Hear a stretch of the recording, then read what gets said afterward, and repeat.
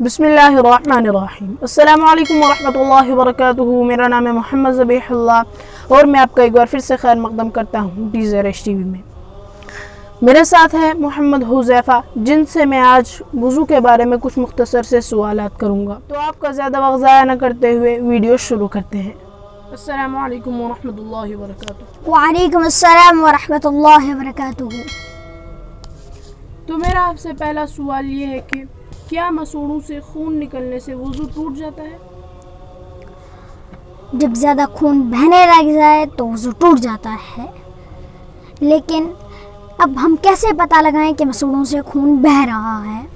اس میں علماء نے ایک معیار بیان کیا ہے کہ آپ کے مسوڑوں سے جب خون نکلنے لگے تب آپ تھوک مار لیجئے۔ اگر وہ تھوک سرخ ہوئی تو مطلب آپ کا وضو ٹوٹ گیا ہے، لیکن اگر وہ تھوک ہلکی ہلکی لال ہو تو مطلب آپ کا وضو نہیں ٹوٹا ہے۔ تو میرا آپ سے دوسرا سوال یہ ہے کہ کیا غسل کرنے سے وضو ہو جاتا ہے؟ وضو میں 4 فرائض ہیں، اور اگر آپ وہ 4 فرائض غسل میں ادا کر لیتے ہیں تو آپ کا وضو ہو جاتا ہے، لیکن باقی سنت عمل یہ ہے کہ پہلے وضو کر لیا جائے، اس کے بعد غسل کر لیا جائے۔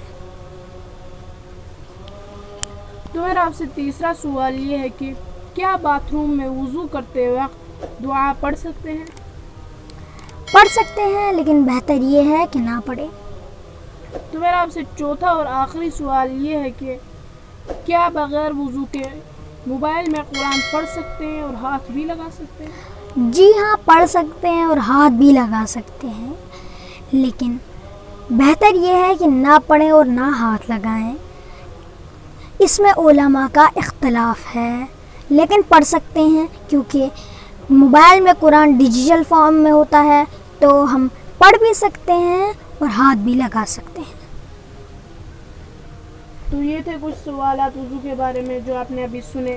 اسی طریقے سے اسلامی جانکاری پانے کے لیے ہمارے چینل کو سبسکرائب کر کے نوٹیفیکیشن بیل کو آل پر سیٹ کر دیں، تاکہ جب بھی ہم کوئی ویڈیو اپلوڈ کریں تو آپ کو اس کی نوٹیفیکیشن سب سے پہلے ملے۔ السلام علیکم ورحمۃ اللہ وبرکاتہ۔